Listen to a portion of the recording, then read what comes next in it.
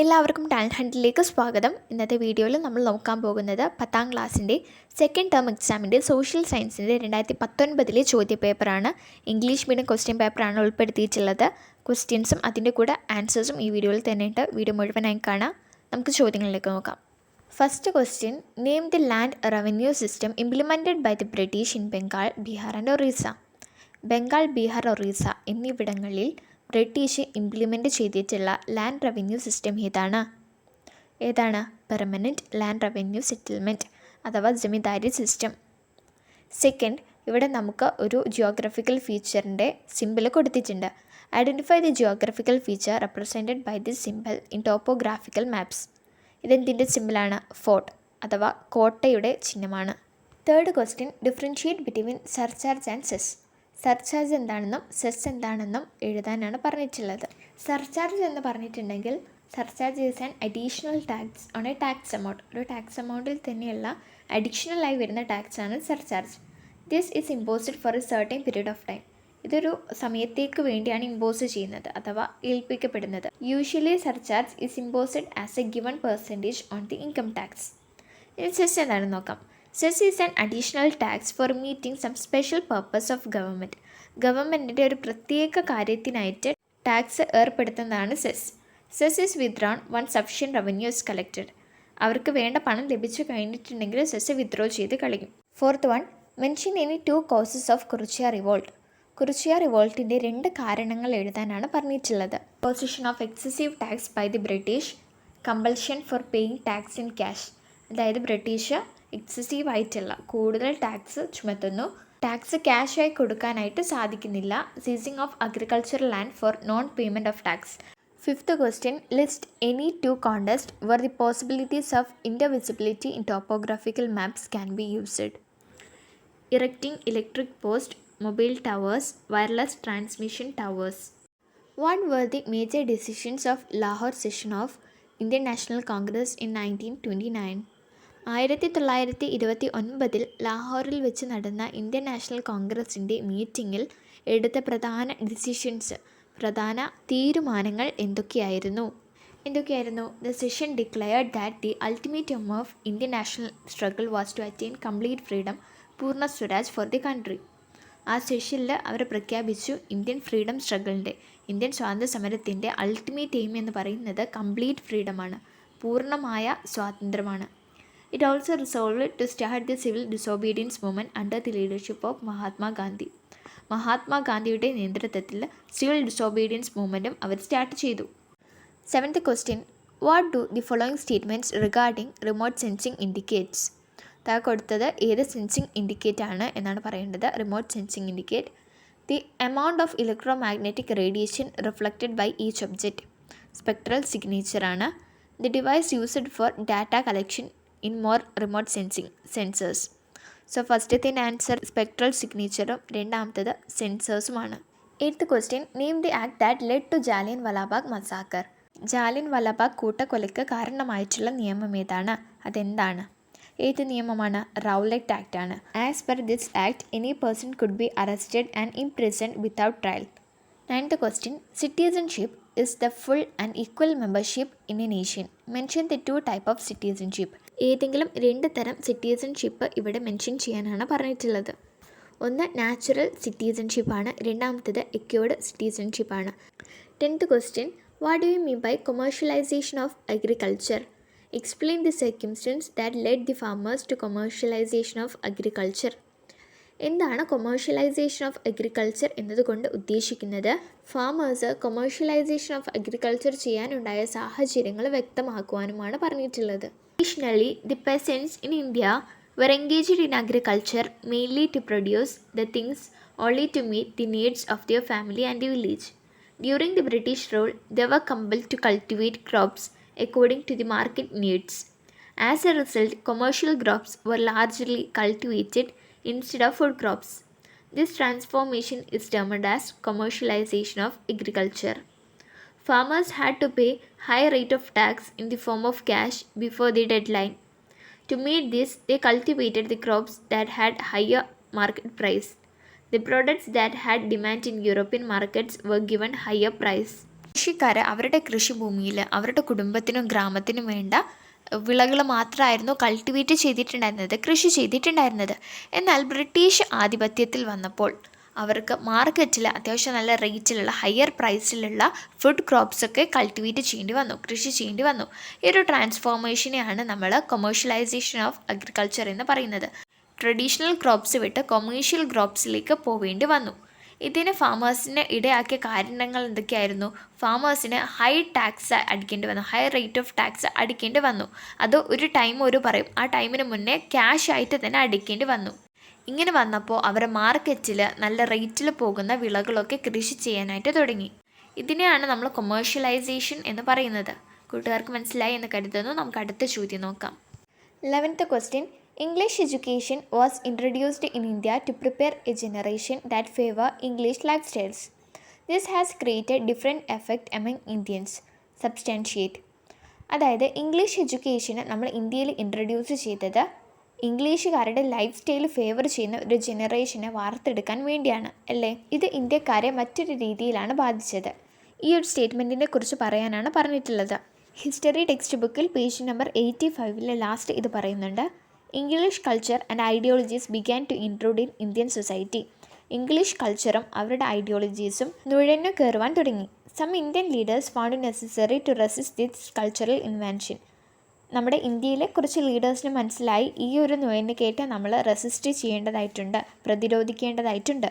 Most of them were English-educated Indians who internalized the concepts like democracy, liberty, rationalism, equality, scientific temper, socialism, civil rights, etc. അങ്ങനെ നമ്മുടെ English educated ആയിട്ടുള്ള Indian leaders democracy, liberty, rationalism ഇതിൻ്റെയൊക്കെ concept ഇൻ്റർനലൈസ് ചെയ്യാൻ തുടങ്ങി, മറ്റുള്ളവരിലേക്ക് എത്തിക്കാനായിട്ട് തുടങ്ങി. They ventured to reform the social customs and ritual prevailed in the country, thereby to defend the invention of English culture. They tried to reform Indian society, language and art, literature. It motivated to protest against inequalities and violations of rights and created a sense of unity among the people. In the 12th question നോക്കാം. The bills obtained from shops are often marked with SGST, CGST and IGST. What does this represent? നമ്മൾ ഷോപ്പിൽ നിന്ന് വാങ്ങുന്ന ബില്ലിലൊക്കെ ഒന്നുകിൽ നമുക്ക് SGST, CGST, IGST എന്നൊക്കെ കാണാം. ഇത് എന്താണ് റെപ്രസെൻ്റ് ചെയ്യുന്നത്? ഇത് എന്തിനെയാണ് സൂചിപ്പിക്കുന്നത്? ഇത് നമ്മുടെ ജിയോഗ്രഫി ടെക്സ്റ്റ് ബുക്കിൽ പേജ് നമ്പർ 76 പറയുന്നുണ്ട്. The tax imposed by central government is known as central GST. Central government ഏർപ്പെടുത്തുന്ന ടാക്സിനെയാണ് നമ്മൾ സെൻട്രൽ GST എന്ന് പറയുന്നത്, CGST. The tax imposed by the state government is known as state GST.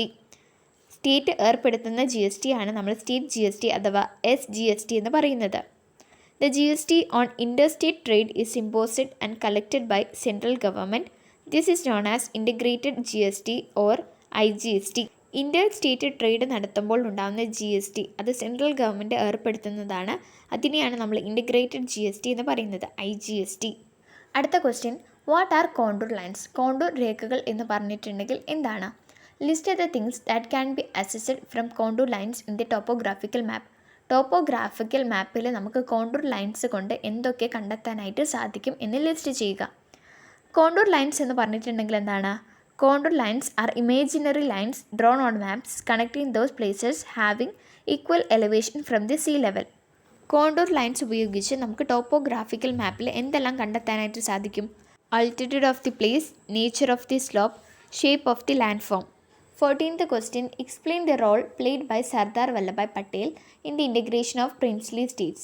Princely സ്റ്റേറ്റിൻ്റെ ഇൻ്റഗ്രേഷനിൽ സർദാർ വല്ലഭായ് പട്ടേൽ വഹിച്ച പങ്ക്, അദ്ദേഹത്തിൻ്റെ റോൾ എന്താണ് എന്നാണ് എഴുതേണ്ടത്. Sardar Vallabhbhai Patel and VP Menon prepared an instrument of accession which stipulated that the princely state had to transfer their control over defense, external affairs and information and communication to the government of India. Following the diplomacy of the government and popular protest, majority of the princely states signed the instrument of accession and joined Indian Union. But some states such as Hyderabad, Kashmir and Junagadh resented. Finally, they were also integrated into the Indian Union through conciliation talks and military interventions. He led the task of forging a united India, successfully integrating into the newly independent nation those British colonial provinces that had been allocated to India. Besides those provinces that had been under direct British rule, approximately 565 self-governing princely states had been released from British suzerainty by the Indian Independence Act of 1947. Threatening military force, Patel pursued almost every princely state to accede to India. His commitment to national integration in the newly independent country was total and uncompromising, earning him the sobriquet Iron Man of India. What are the principles in the Panchsheel? പഞ്ചശീലിലെ principles തത്വങ്ങൾ എന്തൊക്കെയാണ്? Mutual respect for each others, territorial integrity and sovereignty, mutual non aggression, mutual non interference in each others internal affairs, equality and cooperation for mutual benefit, peaceful coexistence. ഈ 5 പോയിൻറ്റ്സാണ് Panchsheel principles. ഇത് നിങ്ങളുടെ text ബുക്കിൽ history second പാർട്ടിൽ page number 149 കൊടുത്തിട്ടുണ്ട്.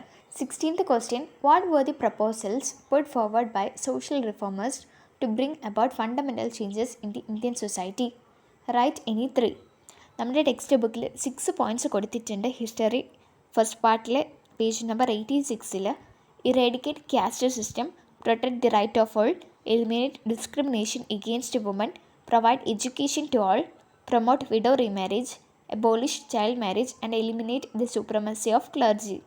17th question, how did the miseries of British Indian soldiers cause the revolt of 1857? Poor salary and abuse by the British officers were the major reasons for their resentment. The rumor that the cartridge in the newly supplied Enfield rifles were greased with the fat of cows and pigs provoked them. It wounded the religious sentiments of the Hindu and Muslim soldiers. The soldiers who were unwilling to use the new cartridge were punished by the officers. In Barakpur, in Bengal, Mangal Pandey, an Indian soldier, shot an British officer who forced him to use the new cartridge. He was arrested and hanged to death.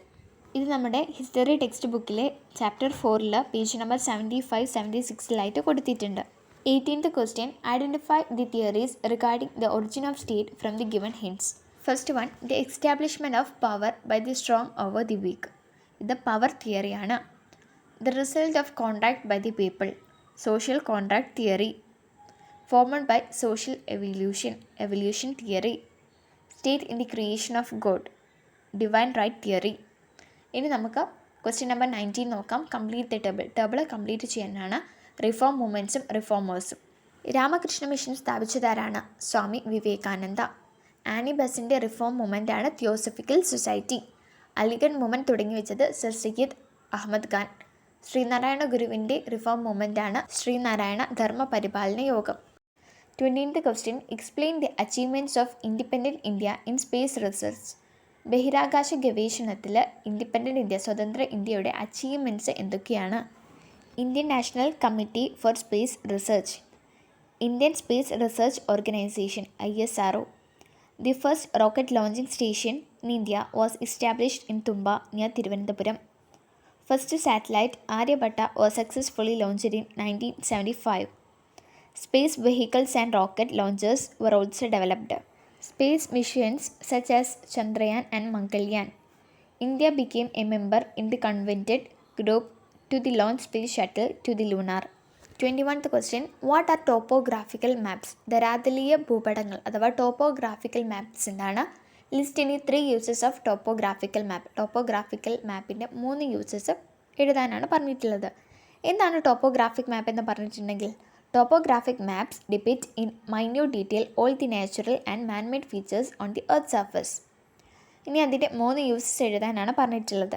Analysing the physical and cultural features on the earth surface, four military operations and preparation of military maps, four urban planning.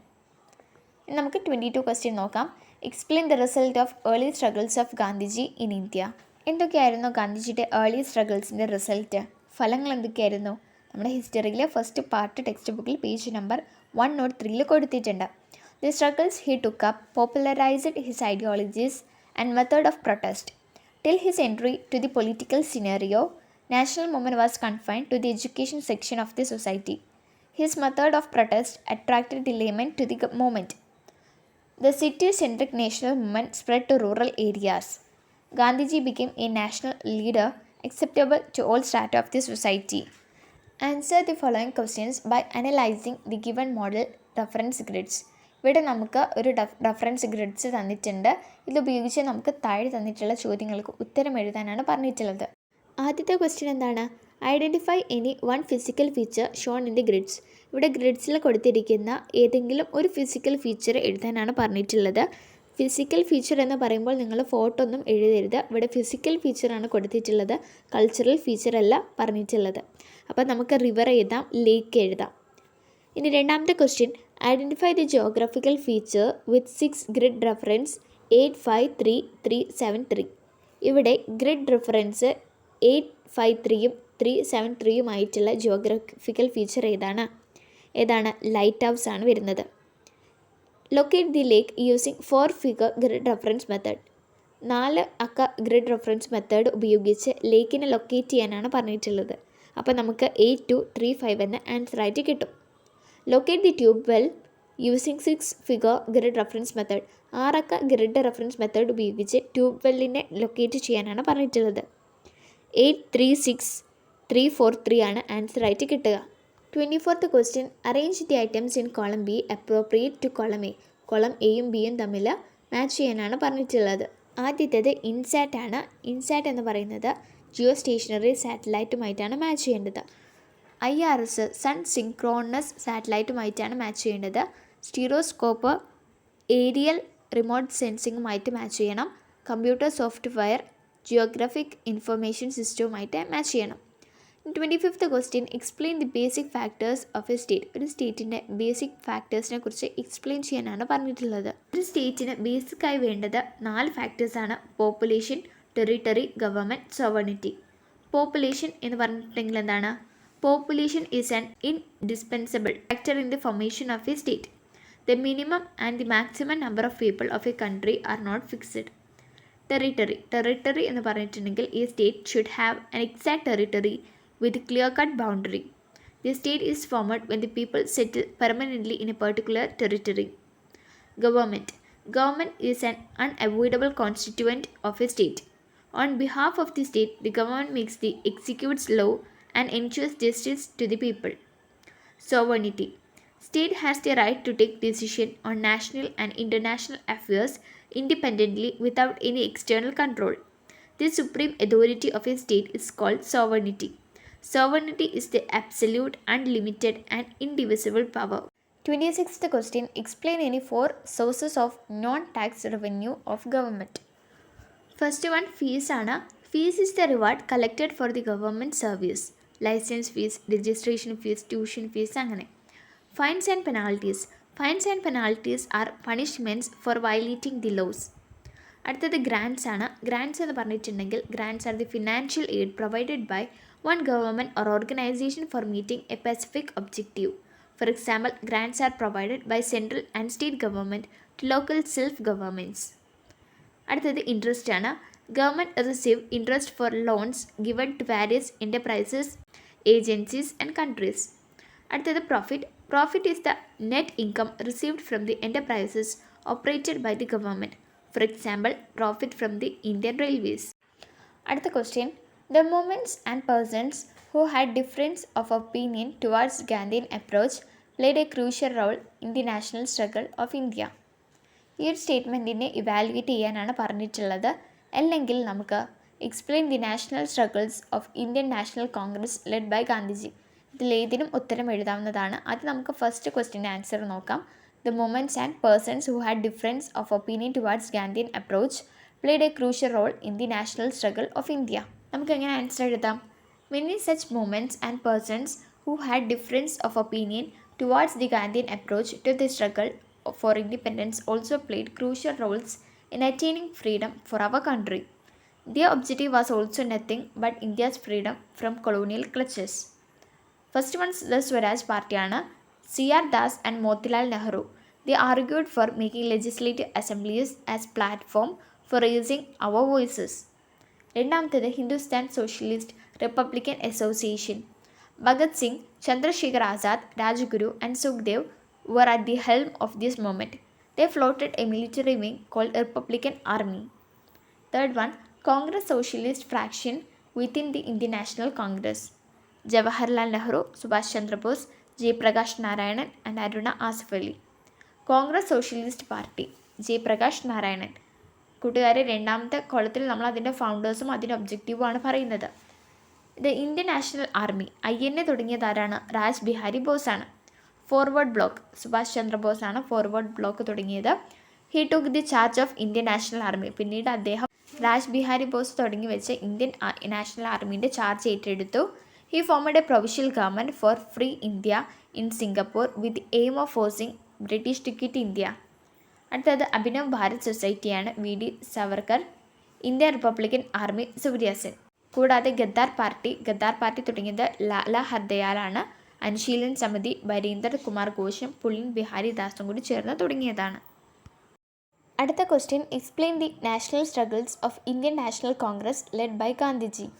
അതായത് ഗാന്ധിജിയുടെ national മൊമെൻറ്റ്സിനെ കുറിച്ച് എഴുതാനാണ് പറഞ്ഞിട്ടുള്ളത്. Non cooperation and Khilafat movements. The first national level struggle by the Indian National Congress under the leadership of Mahatma Gandhi was the non-cooperation movement. The confidence gained from the anti-rowlatt protest motivated Gandhiji to declare non-cooperation against the British. During the same period, Maulana Muhammad Ali and Maulana Shaukat Ali intensified the activities of the Khilafat movement. By declaring the Khilafat movement as a part of Indian national movement, Gandhiji ensured active participation of Muslims in the freedom struggle. അടുത്തതായി Purna Swaraj and civil disobedience. With civil disobedience Gandhiji mean to disobey all anti-popular and anti-democratic civil laws made by the British government. The demand for lifting salt tax was a slogan suitable to inspire all segments of the society.